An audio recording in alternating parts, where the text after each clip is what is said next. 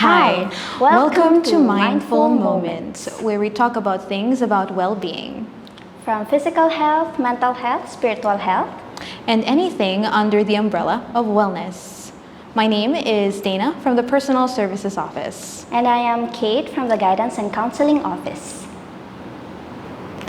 So I guess a lot of people are wondering what this is all about, right? So this is actually a podcast where we'll talk about well-being as a whole. Yeah, and I think well-being is something that we need to be aware of because there's a lot of pillars of well-being. And it's actually quite simple but difficult to achieve. Don't you agree, Ma'am? Yes, I think it's very difficult since it has 5 pillars, right? Yeah, so which one do you think is the easiest though to achieve? I think for me right now it's the physical pillar of well-being because I sometimes get stuck between working and studying, and sometimes I forget to eat healthy food because sometimes I go too much on fast food or I forget to exercise sometimes. How about you? Same, physical and spiritual, to be completely honest. It goes hand in hand. But don't you agree that it's actually important? No? Yeah, it is very important. But then with the health, it's quite different from you. I'm aware that I should be more mindful with what I eat, what I do. I need to exercise. My weight is like fluctuating, but then I get too tired to do any of it. And then you consider the prices of everything and you're like, yeah, no, I can't afford that kind of healthy living, right? And then actually I agree with that. Being healthy is expensive. Exactly. Yeah, you want to be healthy, but then the prices of the things you have to buy, it's so hard. Also, going to the gym, or even if you want to work out at home, it's still quite expensive because you need to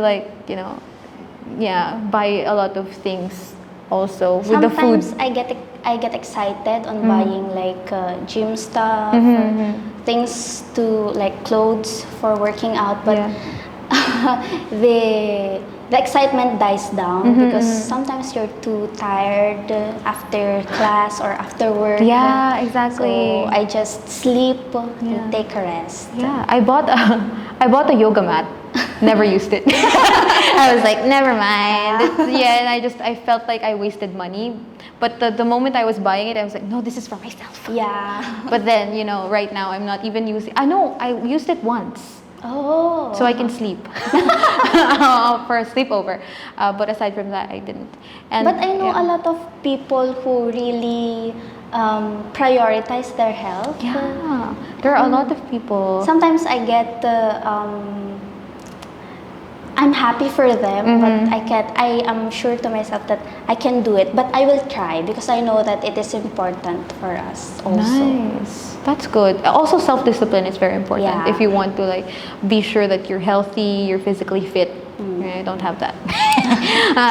But yeah, aside from that spiritual well-being, it's so hard to achieve right now because of the fast-paced life that we're living, and everything that we have to accomplish in a day, a month, a week, a year, and then we have all this pressure around us.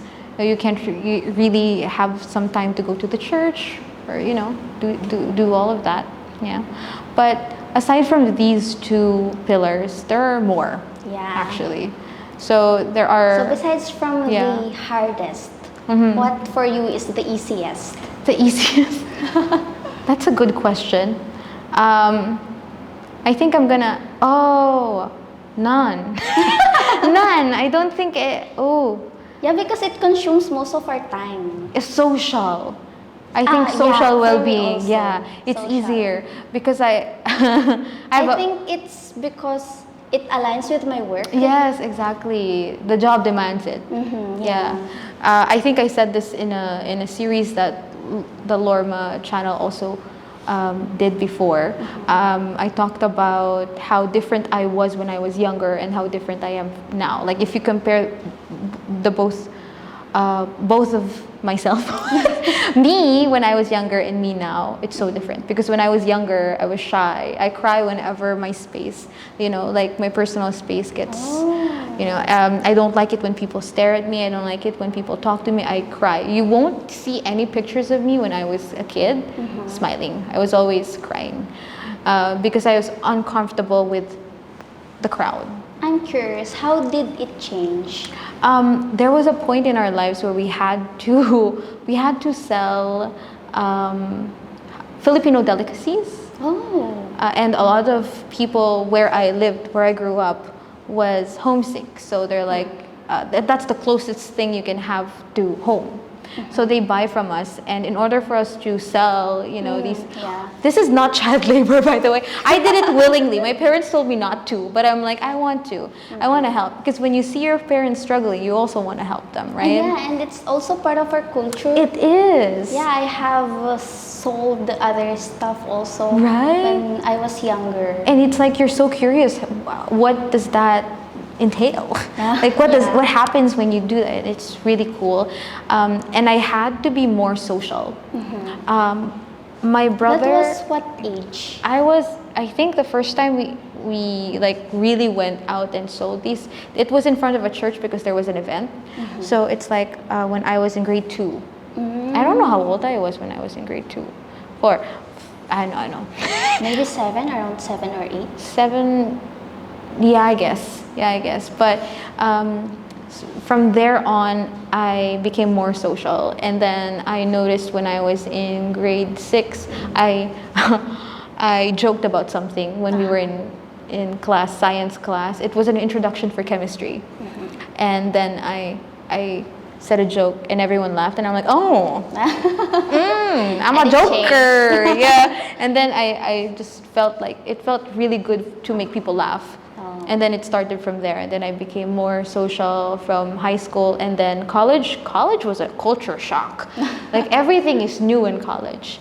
And then I became a completely different person in college. And then my personality became more and more outgoing. And then I took up my course and then had my job, and it just all fits together. So yeah, social life, social well-being. Actually, quite different. I grew up being social myself. I was not a shy kid. I'm fan of volunteering. I think it's because my parents are in the government, and sometimes I go to them when they have outreach programs. I join kids when they have games, parlor games. I like those things. So I grew up interacting with people of different ages.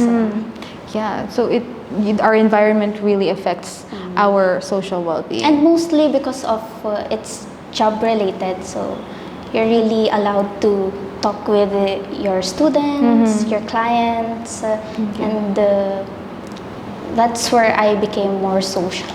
Yeah, so I guess that's just a taste of what we're gonna talk about in this podcast, right? So we're gonna focus more on the pillars of well-being, wellness, and so on. So yeah, I hope our listeners will be able to kind of relate and also maybe join the podcast. And you can also answer the questions that we've asked each other. What are your favorites? What is your least favorite? Yeah, it can be a self-reflection for all of us. Yeah, so till next time. Yes. Again, next time. I'm Dana. And I'm Kate. And we'll see you again in our first episode. Bye. Bye.